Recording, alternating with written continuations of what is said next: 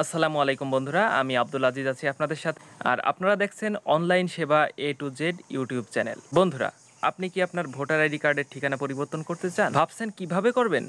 চিন্তা নেই, আমি আপনাদের বলে দিব যে কিভাবে খুব সহজে আপনারা আপনাদের ভোটার আইডি কার্ডের ঠিকানা পরিবর্তন করতে পারবেন।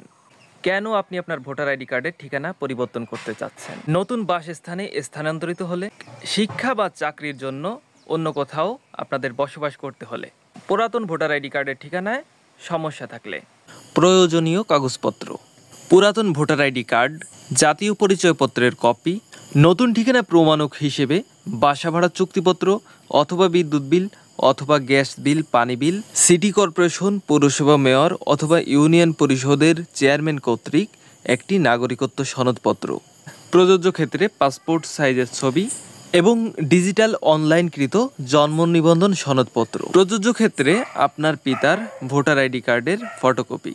অনলাইনে ঠিকানা পরিবর্তনের ধাপ। গুগল ক্রোম ব্রাউজারে প্রবেশ করে সার্চ অপশনে গিয়ে লিখবেন www.services.nidw.gov.bd। লগ ইন করুন বা নতুন অ্যাকাউন্ট খুলুন, ঠিকানা পরিবর্তন অপশন সিলেক্ট করুন, প্রয়োজনীয় তথ্য পূরণ করুন এবং কাগজপত্র আপলোড করুন।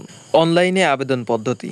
নিকটস্থ উপজেলা নির্বাচন অফিসে যান, নির্ধারিত ফরম সংগ্রহ করুন, প্রয়োজনীয় তথ্য পূরণ করে কাগজপত্র সংযুক্ত করুন, সংশ্লিষ্ট কর্মকর্তার কাছে জমা দিন, নির্ধারিত সময় পর নতুন আইডি সংগ্রহ করুন। কতদিন সময় লাগে?